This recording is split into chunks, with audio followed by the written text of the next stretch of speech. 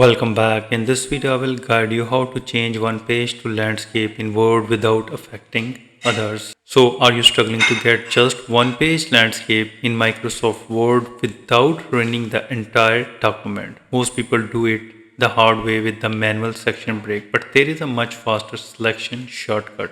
So in this video, I will show you how to highlight your text and turn them horizontal instantly while keeping the rest of your document vertically. So highlight the specific text or image you want to rotate,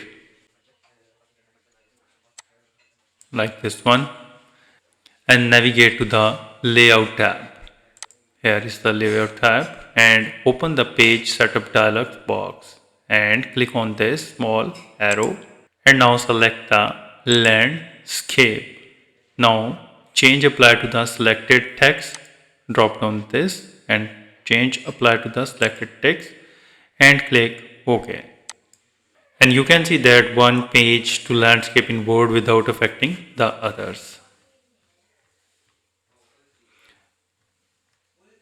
So if this video helped you and save your time, don't forget to like and subscribe for more quick Microsoft Office tips. If you think this video is helpful, please support my channel. Thanks for watching.